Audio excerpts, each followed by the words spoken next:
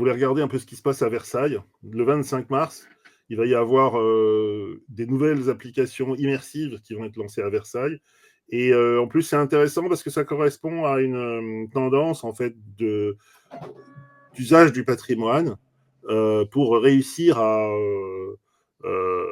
faire revivre des réalités. En fait, il y a beaucoup de jardins disparus à Versailles, puisque Louis XIV utilisait énormément, disons, les divertissements pour asseoir son pouvoir, pour être poli, parce qu'il s'ennuyait à la cour.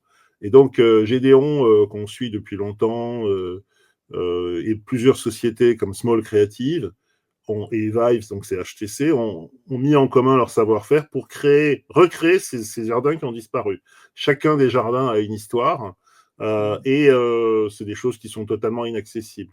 Et donc, parce qu'elles ont été détruites, en fait, tout simplement. Donc, c'est le principe qu'on a vu il y a longtemps sur des pyramides ou sur des lieux qui ont eu des histoires, appliqué à un lieu qui est toujours extrêmement vivant.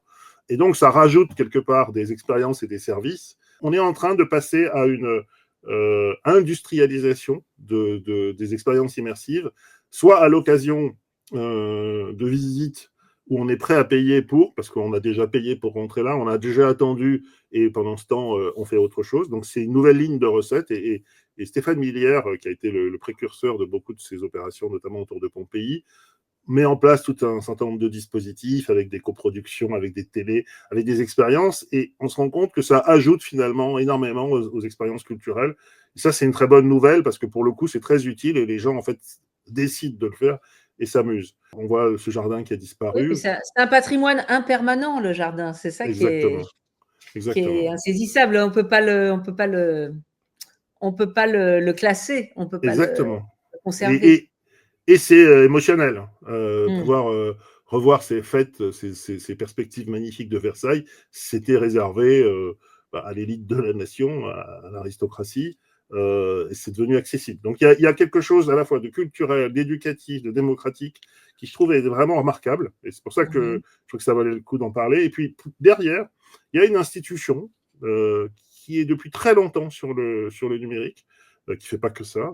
Récemment, ils ont annoncé ce qu'ils ont fait avec Askmona et OpenAI, où il fallait que les jardins parlent. C'est une institution qui est en mouvement depuis très longtemps sur le numérique, qui a été parmi les premières à distribuer, enfin à faire des sites internet, et on s'en rend compte.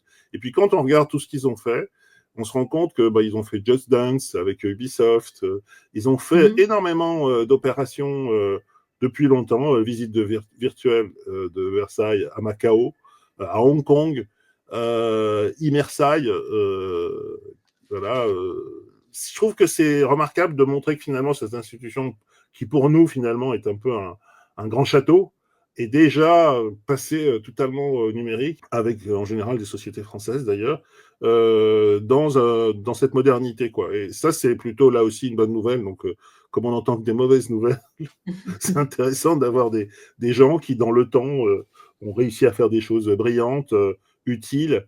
Voilà. Oui, pas anecdotique en plus. Pas anecdotique. Vraiment, il faut saluer toutes ces sociétés, que ce soit Gédéon Média, que ce soit Small Creative, parce que c'est pas évident.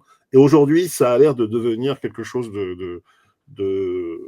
disons, d'intégré dans les gestions. Et en plus, ça génère des bénéfices pour tout le monde.